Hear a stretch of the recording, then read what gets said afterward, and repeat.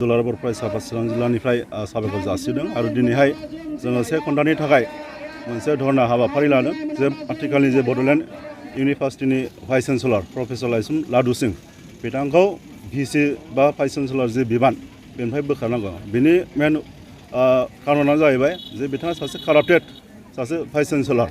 दा बिथांनि एगेन्स्टआव जोङो माखासे समनिफ्रायनो माखासे एन्टि जे माबा गाज्रि जे रल लाबोनाय जों बेखौ नुनो मोन्दों। दा बिथाङा माखासे इलिगेलिबो माखासे जे पस्ट जेरै फाइनान्स अफिसारनि जे पस्ट बेखौबो बिथाङा उइदाउट इन्टारभिउ गावनि सोमोन्दोनि बा गावनि पेपारनि जे व्यक्तिखौ बिथाङा एपइन्टमेन्ट होदों।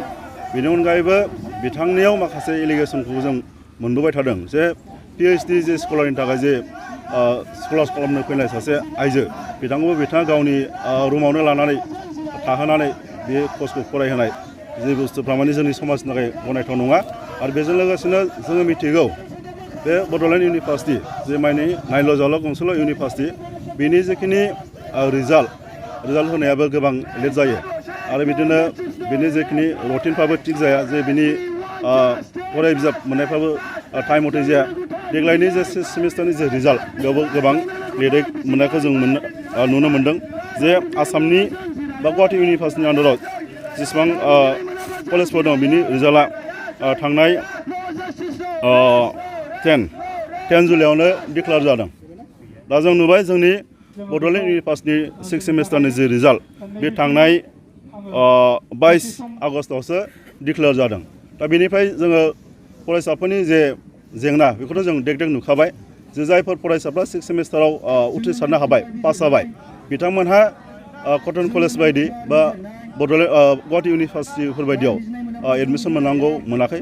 दिनैहाय जोंनि बड'लेण्ड इउनिभार्सिटिनि आन्दारावहाय रिजाल्टफ्रा ओरैबायदि जायो जे जोंनो मोजां रिजाल्ट मोना, जायनि दारै जोङो 6 सेमिस्टार थांनाय एबाराव रिजाल्ट मोन्दों बेफोर जोबोद लेट आरो बे रिजाल्टनि थाखाय दिनैहाय गुबुन इउनिभार्सिटिफ्राव MA एडमिसन बा बेफोरबायदिखौ लानो थाखाय मोनाखै। जोङो बेफोरबायदि सिटुवेसनाव जोङो जानानै दङ।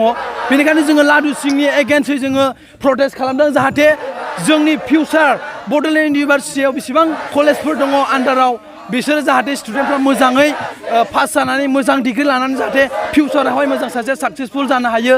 जोङो बेनि थाखाय एगेन्स्टै जोङो प्रटेस्ट खालामदों जाहाथे जोंनि रिजाल्टफ्रा मोजाङै जायो आरो जोङो लादु सिंखौ बोखारनानै जाने जोंनो मोजां बेबायदिनो मा होननानै बुङो जोंनोहाय भाइस चेन्सेलरखौ जोङो नांगौ।